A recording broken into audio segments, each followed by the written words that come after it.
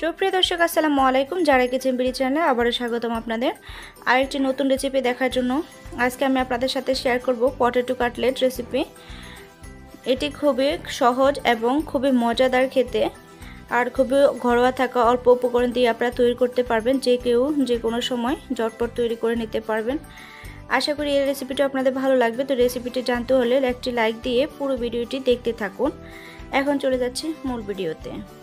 প্রথমে একটা মিক্সিং বল নিয়েছি, এখন দিয়ে দিব সিদ্ধ আলু ম্যাশ করা, এখন দিয়ে দিচ্ছি লবণ, দিয়ে দিচ্ছি ধনেপাতা কুচি, দিয়ে দিচ্ছি ভাজা জিরা গুঁড়া, দিয়ে দিচ্ছি চিলিফ্লেক্স, দিয়ে দিচ্ছি স্বাদে ম্যাজিক 1 প্যাকেট মশলার গুঁড়া দিয়ে দিচ্ছি কর্নফ্লাওয়ার। এখানে আমি আজকে কর্নফ্লাওয়ার দিয়েই পিঠাটা তৈরি করব। এখানে আমি একসাথে দিয়ে দিয়েছি। এখানে টোটালি 4 টেবিল চামচ কর্নফ্লাওয়ার দিয়েছি। সবগুলো উপকরণ ভালো করে মিক্স করে আমি একটা সফট ডো তৈরি করে নিব। ডো তৈরি করা আমার হয়ে গেছে। এখন হাতটা একটু পরিষ্কার করে নিব। হাত পরিষ্কার করে আমি একটু তেল নিয়েছি, তেল দিয়ে আমি আরও একবার একটু ভালো করে মুথে নিয়েছি। এখন কিছুটা ডো নিয়ে আমি লম্বা লম্বি শেপে করে নিব। আপনারা স্ক্রিনে খেয়াল করুন আমি কিভাবে কি করছি।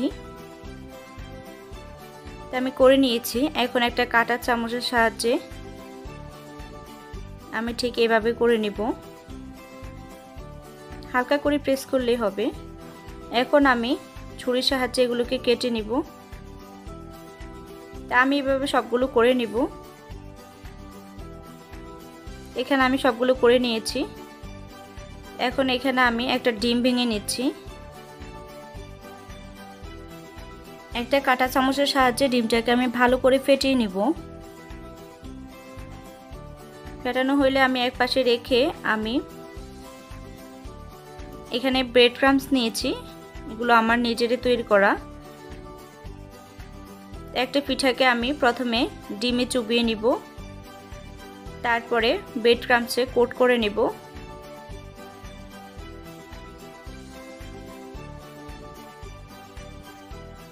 ঠিক এইভাবে কোট করে নেবেন আপনারাও। এইভাবে আমি সবগুলো পিঠা তৈরি করে নেব। এখানে আমি সবগুলো পিঠা তৈরি করে নিয়েছি। এখন চুলায় চলে যাব ভাজতে।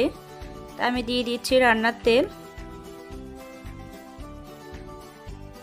তেল গরম হয়ে গেলে আমি পিঠাগুলোকে তেলে দিয়ে দিব।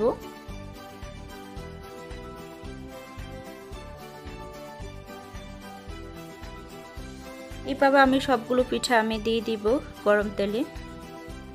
দেওয়া হলে অপেক্ষা করব পিঠাগুলো নিচে পিঠ হয়ে আসা পর্যন্ত। এখানে কিছুক্ষণ পরে ফিরে এসেছি।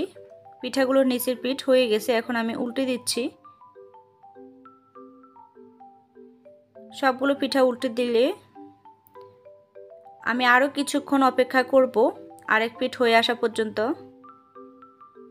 তা আমি আবারও কিছুক্ষণ পরে ফিরে এসেছি। তো পিঠাগুলোর এই পিঠ ও পিঠ দু পিঠেই ব্রাউন কালার করে ভেজে নিয়েছি। এখন আমি একটা তেল ছাঁকনির সাহায্যে এগুলো তুলে নিচ্ছি। পিঠাগুলো তুলে তেল ঝরিয়ে নেব। তারপরে এখানে আমি টিস্যুতে নিয়েছি পিঠাগুলো। এতে করে বাড়তি তেলগুলো শুষে নেয় টিস্যু। তো আমি একটা ভেঙে দেখাচ্ছি আপনাদের। পিঠাগুলোর উপরটা খুবই ক্রিস্পি এবং ভিতরটা খুবই সফট। এভাবে তৈরি করে আপনারা সস দিয়েও খেতে পারেন।